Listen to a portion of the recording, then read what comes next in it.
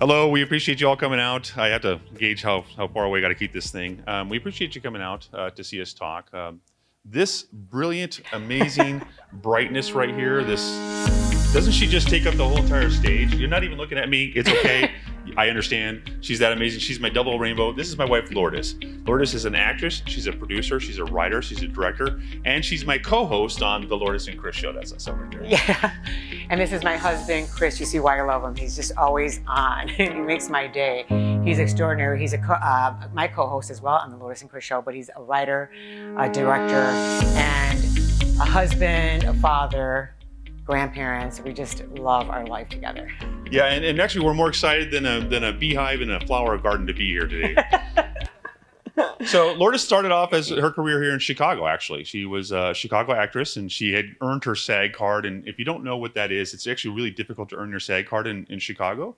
But she had done so much work, her body was so robust that she had earned her SAG card. And she got a part in a movie right here at Chicago Studios. They filmed it. And the director and the producer said, look, you got it. You've got the thing that we're looking for. If you want to get past commercials and television, you got to move to LA. And so we moved to Hollywood. Yeah, I was resistant because I was so used to being here. And I'm going, okay, so here we go. And being there, they were right. I couldn't get over how quickly the opportunities just showed up. I did audition after audition. I landed several roles. And then on one, it was on Without a Trace, hit TV series with CBS, and I got a holding deal with them. And on that holding deal, I was also put on the ballot to be considered to be a nominee for an Emmy Award on my role as Anna Rodriguez on Without a Trace. Yeah, so life was good. Yeah, you were just taking names and owning Hollywood in ways that others that had been trying for years didn't have the same success. And so the reality was Lourdes was almost there, ready to go, but she kept nagging me almost on a daily basis that there was something that she was put on this earth to do to be a major difference for the world. And I would say, yeah, you're doing it. You're an A-list actress in Hollywood. Like, you're the next thing. If you know Lourdes' backstory, she grew up in Waukegan in the projects. So if you know Waukegan has those projects, that's where she grew up. At one point in time, she was homeless, living in her car, literally surviving in there. And now she's taking Hollywood by storm. So that's really inspirational. I said, that's got to be your story. Yeah, and it just felt much bigger than that. I'm like, no, that's just entertaining people. I was real clear that what I was nagging and I just couldn't put my finger on it yet. But I kept telling myself, no, it's much bigger, like to be a difference in the world. And I don't mean just like in the US, but globally. Like, I have to do something that's gonna inspire people and really change their lives. And I just couldn't put my finger on it. So while Lourdes was just taking over Hollywood as an actress, I was also out there honing my craft. I had done a few spec scripts for some producing companies out there, directed a few short films, other little projects that we directed together as well. So we were actually poised to be the next Hollywood power couple to take over and to make things happen. And then Yeah. what we're going to discuss tonight, we're going to come back. So I just want to put a pin in the and then. So don't forget that I said and then. What we're going to discuss today is actually option C. Yes, in option C, we're going to talk about how it saved my life, and also the philosophy against the medical tyranny when it comes to option C. Yeah, absolutely. It's the antithesis of medical tyranny is option C. We're also going to discuss medical tyranny. Now, right now, we all know it's a hot topic. It's something that we're all talking about because we have a lot of in-your-face medical tyranny that's been geared towards us. We have some people who have been in the forefront. It's good to see you here, Kimberly. I mean, Kimberly has been at the forefront of this medical tyranny, but it's also subversive. It's also been a secretive thing, clandestine for years, and it started back in the 1900s. Yeah, so it's not something. I mean, we're seeing it really evident now, but it's always existed. We were always trained and kind of maneuver to just know that there's nothing you can do. You're destined to get sick as you get older, or these things show up. And in reality, it was always have to do with our habits, what we do in and on around our bodies. But medical tyranny told us we don't have a choice. Things just happen, to maybe genetics or whatever. So we're going to use real world examples of our option C philosophy. And look, we didn't invent option C. So we want to make sure we're clear. People have been using option C forever. We just gave it a name so that it's easier for us to just talk about it in conversations. So we're going to talk about Lourdes' cancer. Oh, that's like a teaser alert. Spoiler, she got cancer. We're going to talk about our daughter, Christina's brain injury and how we used option C to get her back to health on that. From brain dead to not. And we're going to talk about our current situation that we're dealing with. This is our new opportunity, our our option C opportunity, we Yes. call it, with Lourdes' mom. Yeah. So Severe dementia remember, to not. Lourdes was on the verge to become the next big A-list actress of Hollywood. And so she landed this part in a movie. It was a horror film. Yeah. And so she was sorry, I don't want to block the thing. She was a starring role in this horror film, and she played the vampire queen, which is actually both really cool and really sexy. The outfits that she was wearing, I said, bring them home, don't leave them on set. Sorry, such a nut. So it was during one of these particularly bloody scenes that Lourdes actually had to change and shower before the next scene. It was kind of cool. So I was like this snake vampire. It was not even a typical one. And after having like this, sticky, syrupy, bloody mess, I had to go in. And as I was washing up, I had found a never before seen actually lump in my breast that was connected with my armpit. So Lourdes had history in her family with people who had cancer. And so she kind of knew right away what this was. And when the film had wrapped, you ignored it. Oh, yeah, because it was like, sometimes you just don't want to be told something. You figure if I'm not told, then it doesn't exist. So it's not there. And I avoided it for a very, very long time. Yeah. So we were like, you were always exhausted. I was tired. But your excuse for that, you had a good excuse in the chamber. Yeah. Well, because when it came to this film, I shot all night. It was a night shoot. And so when you're shooting all night, well, you would be exhausted. So I was like, it has to do with exhaustion. She figured her clock was broken, and that was what was going on with that. So these lumps didn't go away. They didn't subside. And remember, at this point, we were on the standard American diet, meaning that we had meat at every meal. We had sugar. Well, you had sugar. I had sugar. Oh, my gosh. Every meal. I was fanatical. Dessert every meal. So we were on a standard American diet. And these lumps started to increase throughout her body. And she had a new one that was kind of on her left side between her breast and her chest. And that one was recently kept growing. Yeah. So that one was a concern. So she finally went in to see somebody, and they did a needle biopsy. Now, a needle biopsy, we learned when it comes to Hodgkin's lymphoma, does not diagnose it. And so they were looking for breast cancer. And then I thought, okay, I got no answers. I had this test. I called the doctor several times, left many messages. She never returned the calls. And I just kind of got tired of it. I thought, well, let me just call the hospital. And I called them where they did the test. And I said, look, I've been trying to reach my doctor, haven't been able to. I just want to know, do I have breast cancer? And after a long pause, she said, no, you don't have breast cancer. So fast forward to when Lourdes' diagnosis finally did come through, and we started to do a documentary. Yes. We got all of the medical records that Lourdes had done, all the tests that had been done. And in this specific test that nurse was looking at in the hospital, it did say she did not have breast cancer, but it also said something else. Yeah, it actually showed that I did have some sort of cancer. And then what made it even more interesting is that they happened to give me all my records from 3 years prior. And in that, I saw that they actually were seeing that I did have some type of cancer in my body, but was never told for 3 years. That's right. And so a new lump appeared on Lourdes' the nape of her neck. And that one really concerned her because it was a twin to what your sister had. Yeah, so then I was like, okay, I definitely have Hodgkin's lymphoma. And I didn't want to be told. But I did get told eventually. Yeah. Well, she did the biopsy, and we regret the needle biopsy and the actual cutting in.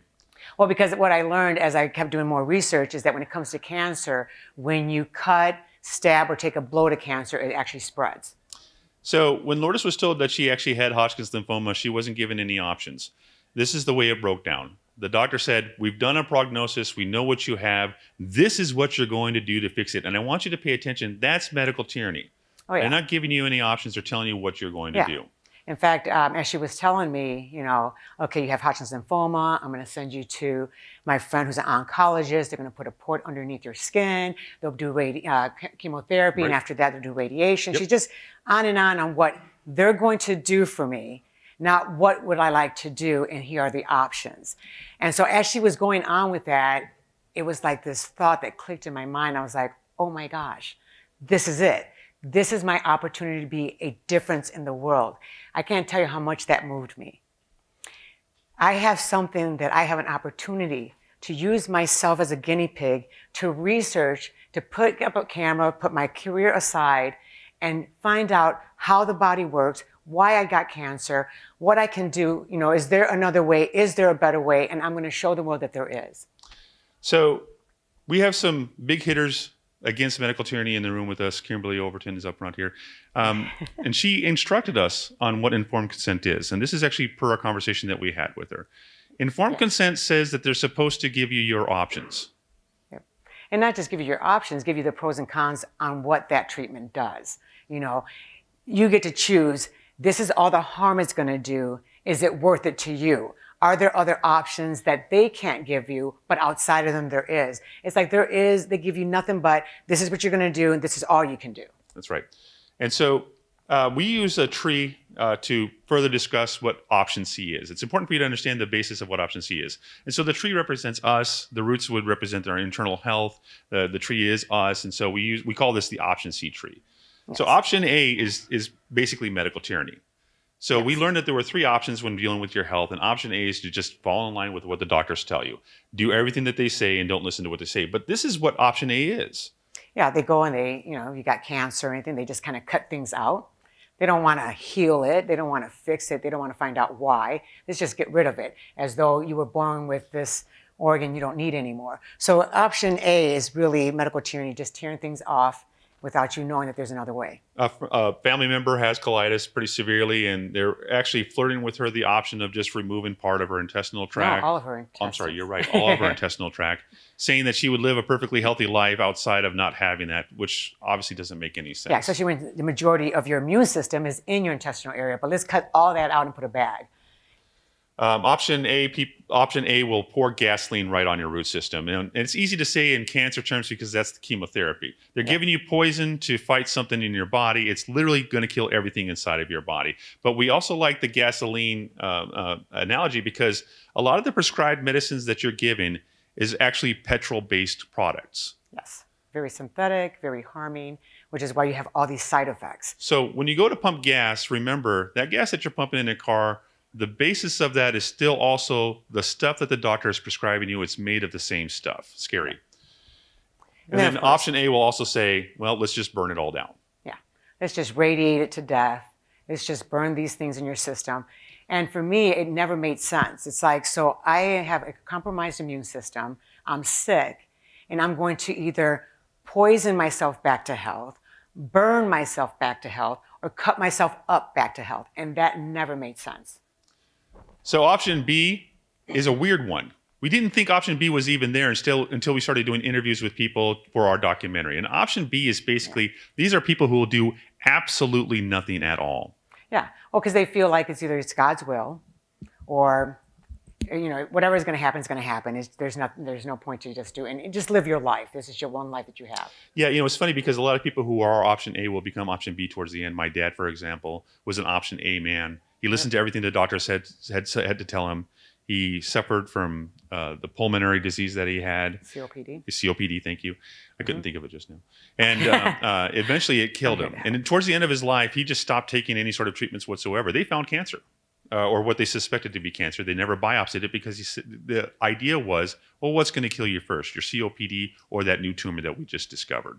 So he did nothing at all. And then actually Lourdes' father also became option B. Yeah, and he was an option B. My father was the opposite. He used to be option C. He trusted and believed that there's always something natural you can fix no matter what it was. But there was a moment in my journey of cancer that I had to do that caused my body to shut down and go into a coma.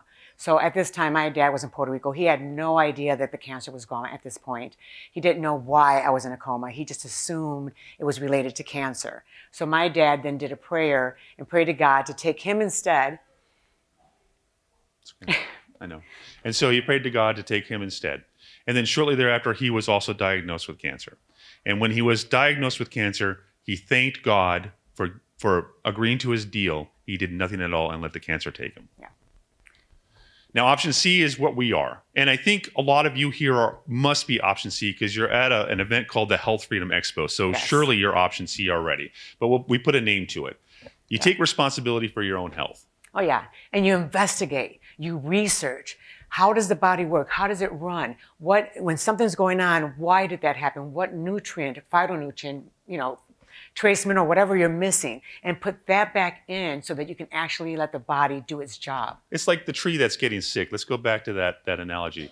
the tree is getting sick. What you're doing is you're looking at the root system saying, what do you need? What's the root cause here? You're giving it the proper nutrients it needs, and suddenly that tree will start thriving again. It's just that simple. Oh, yeah. And when we live, as you think about the root cause, right? Instead of poisoning it, you look at what's going on, because even the soil, right? The roots go by the soil. If there are minerals that are missing, it's going to cause a disease. But if you put back those minerals into that soil, those roots thrive, and so does the rest. And the branches start growing. Everything just gets healthy again. Our bodies are exactly the same.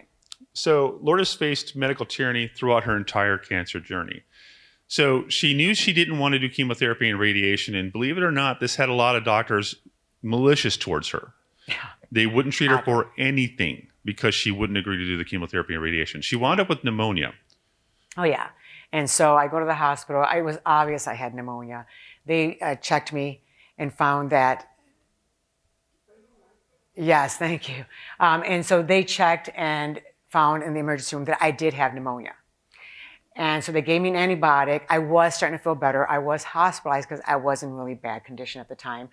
And when the doctors there found out that I was not doing chemotherapy or radiation, that I refused to do any treatments conventionally, they stopped the antibiotic IV and said it had nothing to do with pneumonia, it just had to do with cancer. And I'm like, well, wait a minute.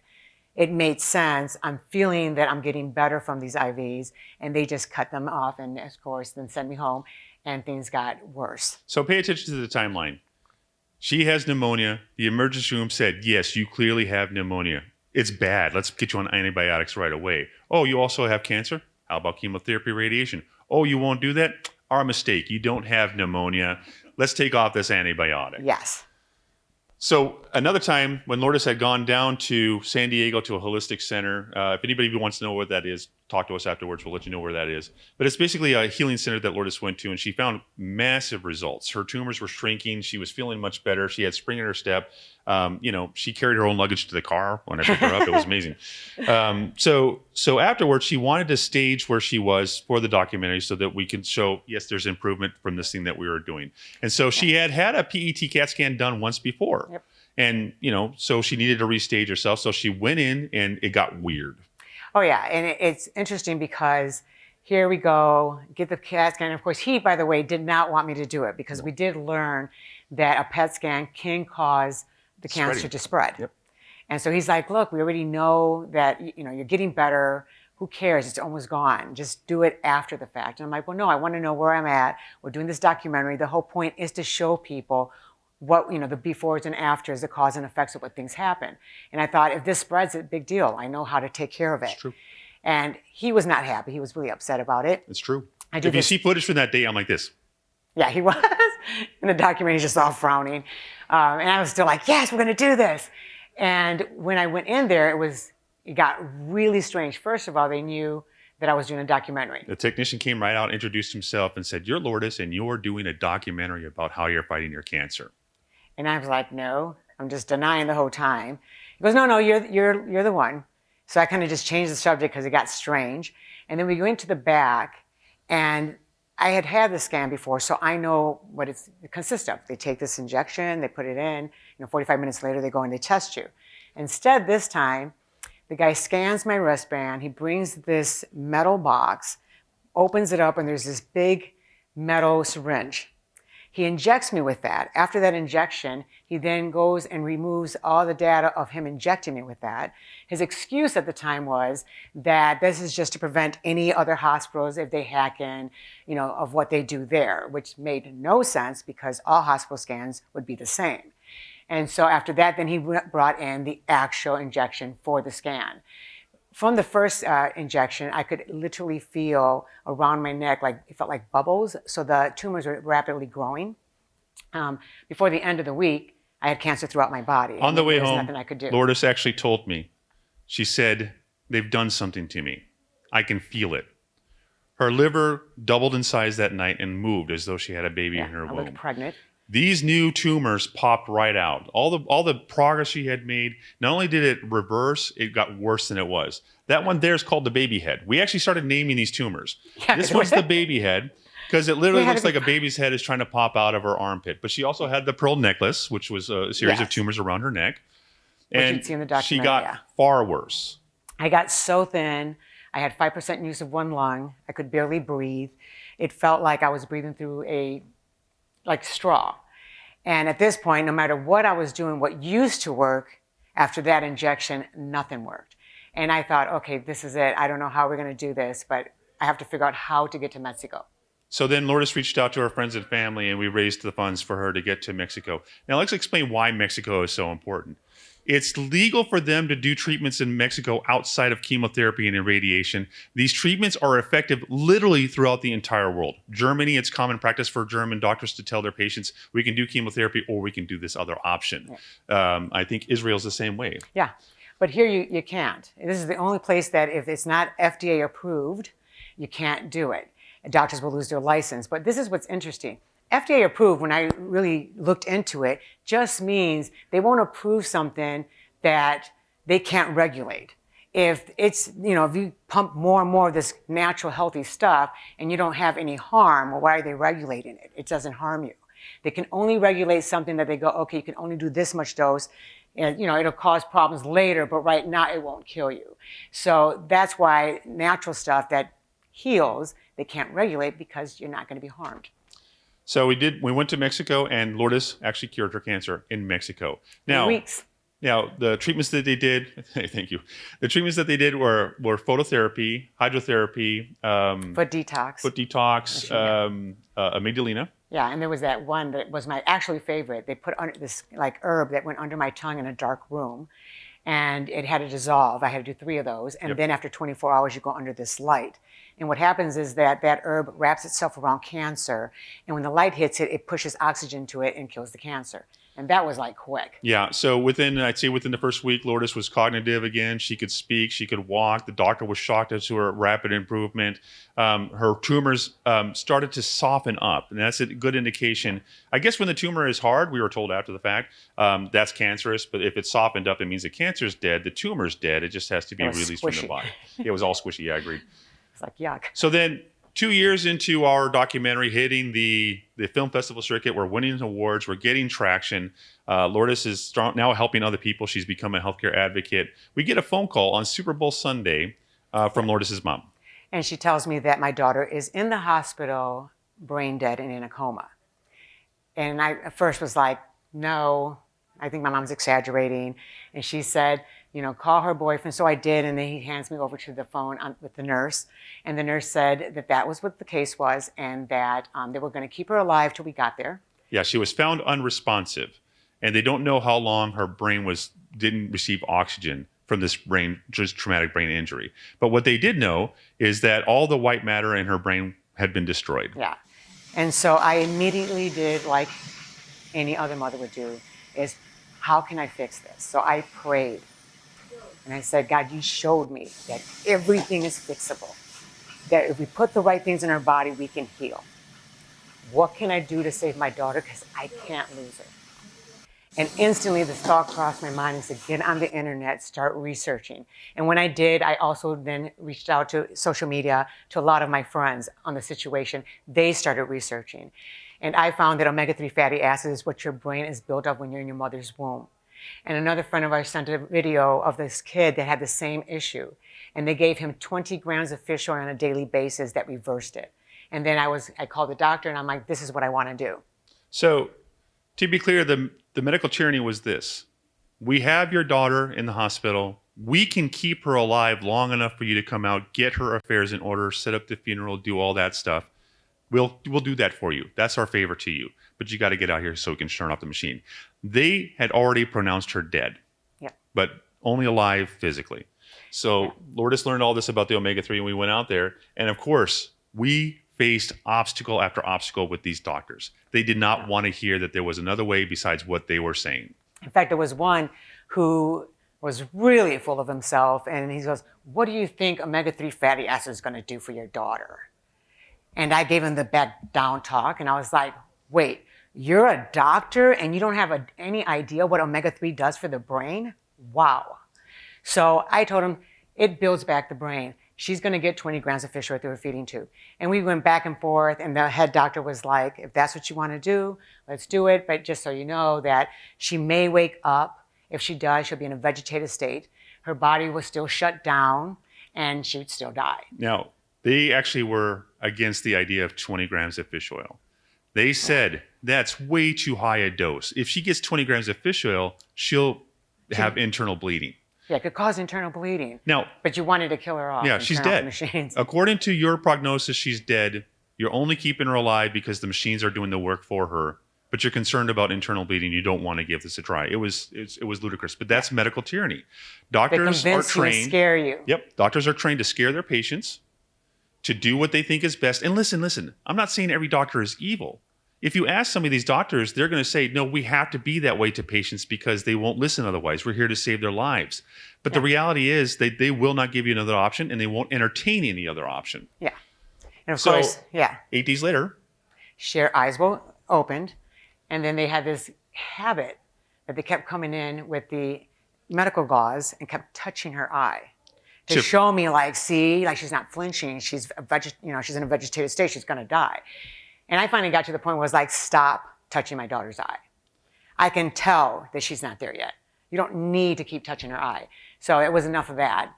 So they had this whole rhetoric already pre-planned, right? I mean, they said eyes opening amongst coma patients. That's not unusual. That happens. Yep. She has what we call doll eyes. So in other words, the eyes are open, but there's no life there. Yep. And this is the best you can hope for. And guys, you're just drawing this out. Why are you drawing this out? This is going to be horrible. They actually for looked your at us like we were horrible parents. Yeah, they talked to us like we were horrible parents. Yeah. Not the head doctor. The head doctor I actually became friends with, but the rest of them, I constantly, and this is no joke, to make sure that things were done right, excuse me, I had to consistently fight with them. It wasn't like, okay, it was just like I had to like, no, and this is what you're going to do. No, you're going to do this, or there'll be a huge lawsuit. And so this was back and forth, and just like they would do it all angry because they had to do it because I insisted. And so the fact that they were going to make Christina more comfortable until she passed, that's actually a common medical tyranny tactic. That's how my dad died, actually. Yeah. They made him comfortable, meaning that they pumped him full of morphine so much so that eventually his body succumbed to it and he passed away. And I'm not saying my dad had a fighting chance or anything like that, but Lourdes got clear with her mission. She got clear from God that so long as there's life in the body, so long as there's breath in the body, there's always, always, always a way. There's never a point where it's done until it's done. Correct. And so Lourdes knew, though, that fish oil was the reason why it was working. Because remember, she prayed. She prayed for this answer, and it manifested to her. So without a doubt, her faith was so strong, she knew it was the fish oil, and it wasn't just some random thing like the doctors were trying to say. And still, the staff pushed back. And so Lourdes was giving her a sponge bath one day, and they found under her arm, without us knowing, a propofol patch. Which actually is what Michael Jackson died from. That's right. He died of propofol. So the propofol patch was releasing propofol into her system. So, of course, she's not going to wake up. It's keeping her sedated. So I took that off. Want to say hi? And then Lourdes had them remove it. And then approximately 3 weeks later, our daughter Christina's eyes started tracking. Want to say hi? Eyes tracking is an undeniable proof that there is, in fact, brain activity going on.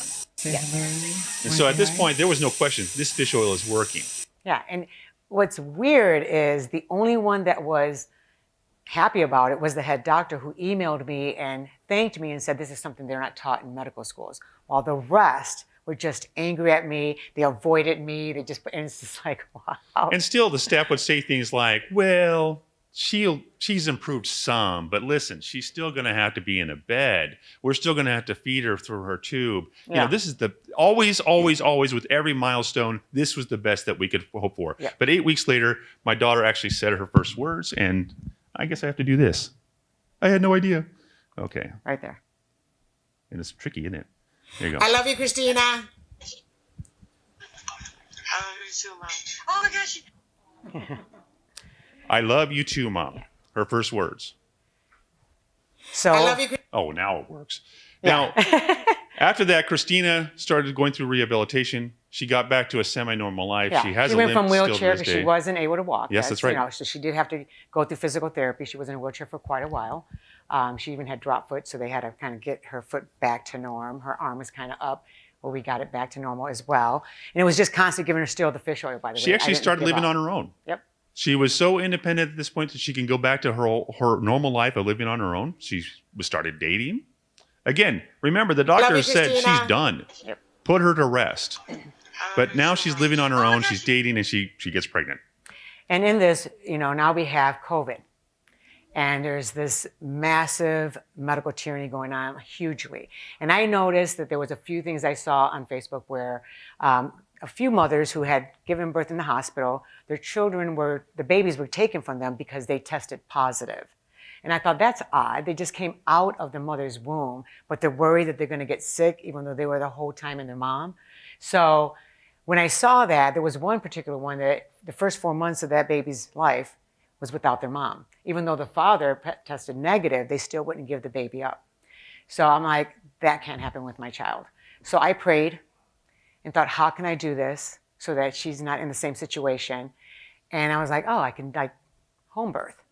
And then my daughter reaches out to me and she's like, Mom, I would love for you to deliver my baby. So let's think about this. At first, the entire family were shocked and appalled at Lourdes' decision. Are you nuts? You're going to deliver this baby at home? But Lourdes' point was so valid that no one could argue it. Since the dawn of time, people have been born. Hospitals are a relatively new concept. Doctors are a relatively new concept, and yet somehow the human race flourished and we were all giving birth. So it's a perfectly natural way of doing it. Yeah. And so Lourdes did her research. So I did my research. I said, okay, what do I do when the baby's born? I thought, okay, you have to check for the cord once the baby's head's out. And sure enough, there was a wrap around the cord around his neck. So I just kind of removed it and then delivered him. But I also learned if it's butt first, feet first, if it comes sideways, and I was like, oh, I just have to do that.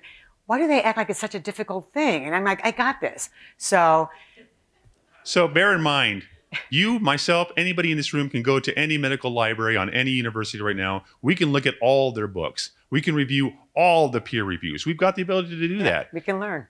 If we don't want to practice medicine, meaning prescribe medication to other people, there's no need for us to go for a medical degree.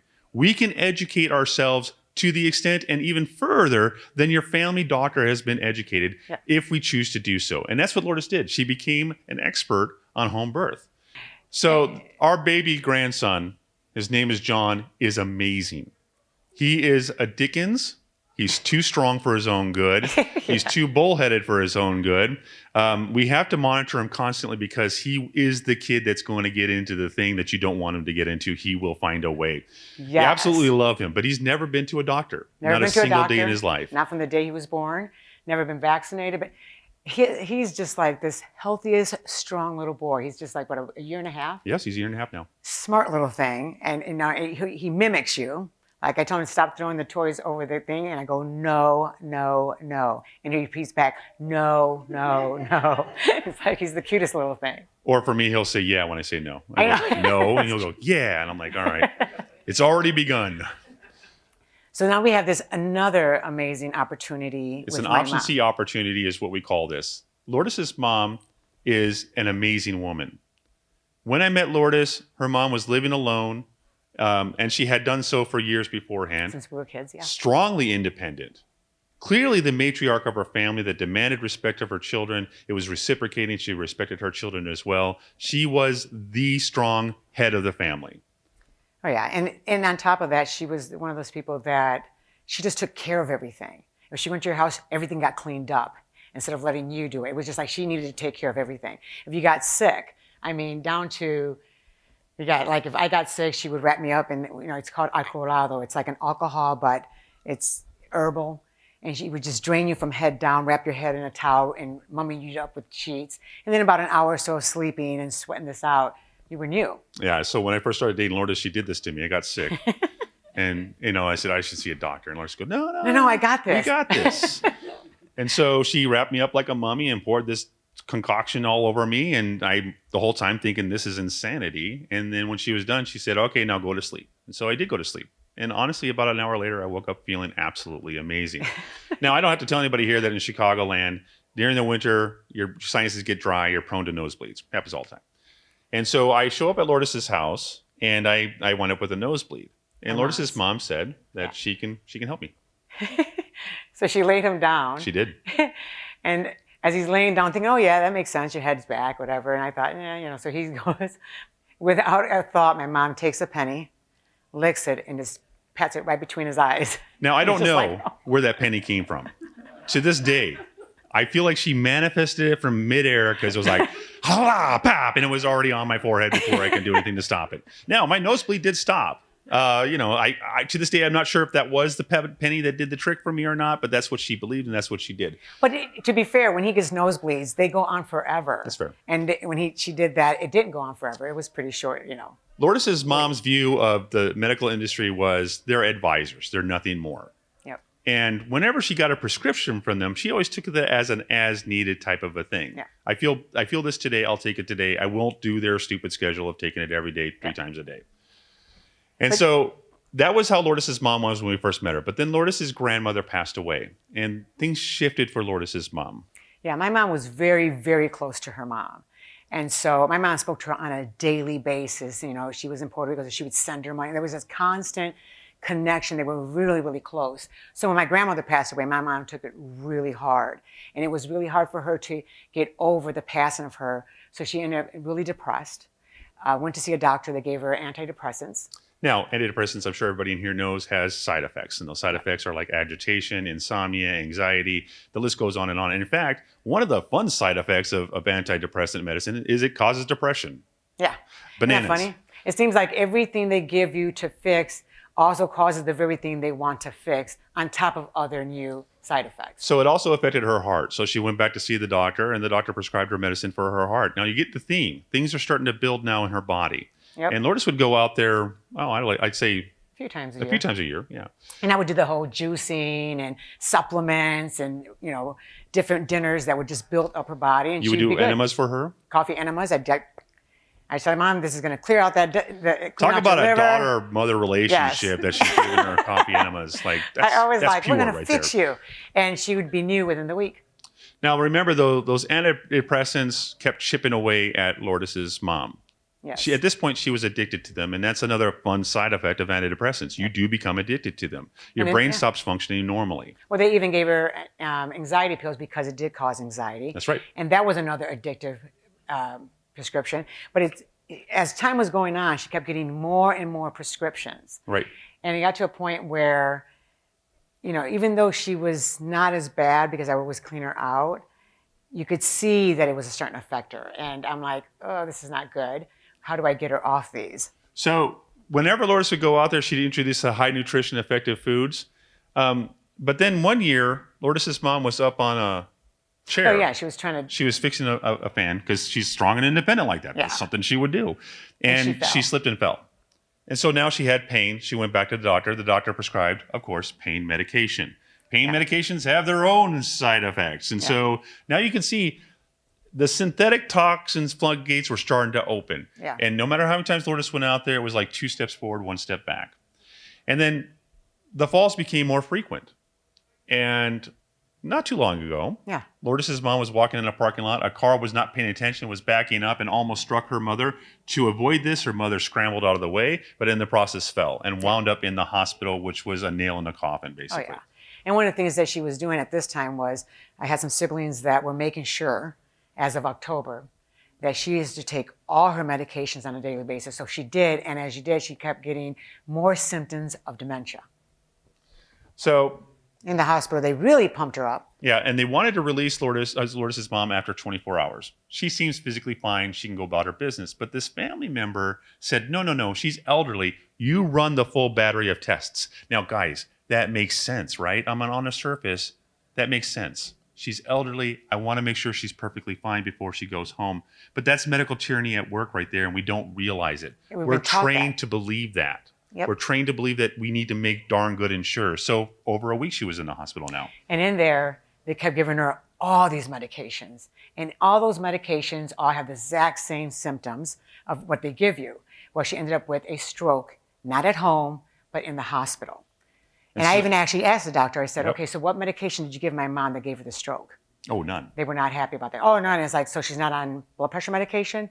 Oh, yeah. I said, well, that's one of the symptoms is stroke. It's one of the side effects. Yeah. And so she clicked on, hung up on So now her body is completely filled with pharmaceutical medicines. And Lourdes' mom got to a point where she didn't recognize people, family members, close ones, didn't know where she was. Like full-blown dementia at this point. Yeah, I mean, she was like vacant. You could see her and it was like no one was home. She was in a wheelchair by now. She was wearing diapers. She was, she couldn't get to the bathroom. She was in constant pain. She was kind of come over. Her hand was actually bent because of the stroke. They actually told my sister, that wouldn't be fixable, that chances are it's going to stay that way. And so Lourdes' mom, when she did get home, the home was gone. She went to her daughter's house out in Illinois and spent her days living on the couch. Yes.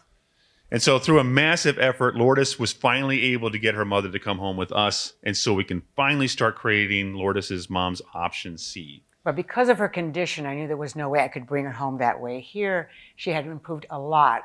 She no longer needed diapers. She was no longer in pain. Her hand was no longer folded. It went back to normal. I mean, it was just like she started remembering things more. And so in this, I thought, okay, now that I've been here for a month, pumping her with all these natural things. And one of the things that I did give her that I saw a study on, I was like, they did a study on these products that reversed 100% dementia, Alzheimer's, schizophrenia, like all of it. And I thought, well, this is what I'm going to give my mom. Which you'll see that says rootbrands.com/create option C, because it is an affiliate. You do need a referral code. But on this, 4 days on this, her hand went from folded from the stroke to normal. In 4 days, she went from using a diaper to not needing it, not even as much as a wheelchair. She was walking again. She was walking again. She couldn't get on a bed. At first, when I got there, she was hopping on the bed like nothing. It was just amazing. Yeah, it was a miracle. Like, so at home, this is Lourdes' mom now at home. That's me. And I know I'm a good dancer. We don't have to get into it. But basically, that's me celebrating with Lourdes' mom, because this is Lourdes' mom now. She's vibrant. She's happy. I mean, she's not there yet, guys. She still has moments where she doesn't remember certain things. She thinks she's still in Illinois, even though she's in California now. So we always have to remind her. We're going to get her there. It went from like no knowledge to now she has some knowledge. She went, so it's going to take a bit, but it's only been 2 months. So this is just 2 months' work. The big takeaway we would want for everybody in this room is you have option C opportunities in your life. Please take responsibility for your own health. It is the most crucial way to live an optimal life. Yeah. You have the freedom to do your own research. Yep. And you have to look at, don't allow the medical industry to pressure you into believing that the only way you can do it is their way. And then you feel, like I have to do this because they said, or I have to do this because of, X, Y, Z. It's like, you don't have to do anything. It's your body. Figure it out. Take care of yourself. And with option C, if you're doing things preventative, those very preventative things actually reverse the very thing you're dealing with.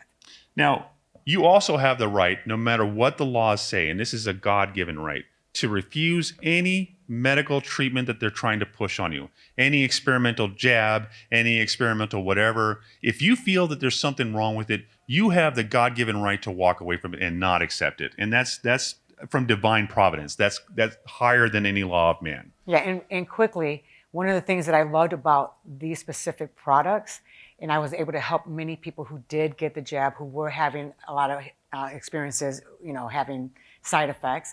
And the one thing that's called in there called Clean Slate is actually the antidote. And it was made by the very scientist who was trained to create that actual bioweapon.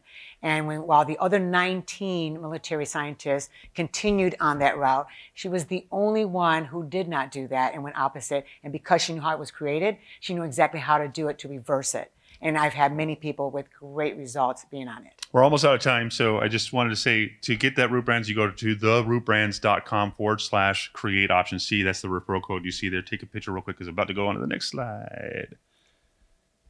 Booyah. So we've written 3 books. They're available on Amazon. The fastest way to find these books is to search Lourdes' name, not mine. Because I know, what's up with that? We're both on. There's a lot of Chris's But if you out go there. out there and you look for Lourdes Lavoy on Amazon, you will find these 3 books. 2 are the same. One is Our Journey to Option C, and the second one is Nuestro Viaje a la Opción C. I can't say it. She says it brilliantly. I love it. Right? What'd she say? Well, and then many people had reached out and said, how do I change my diet, slowly, because sometimes it gets overwhelming. So I wrote this book, and I thought, if I can write a book where you can actually improve in 21 days, let me do this. So I did, and what I did is each day you're just adding one ingredient more into your already step. food. Yeah. So as you're doing it, by the time you're done, you've pushed out a lot of bad stuff, and you'll see. And I have many people who actually reached out and was like, "Wow, I'm like better now." We call that the kickstart. So that's 3-week step into a healthier Absolutely. you. That's also available on Amazon. Thank you guys so much for coming out. I think we went a minute over. Forgive us for that.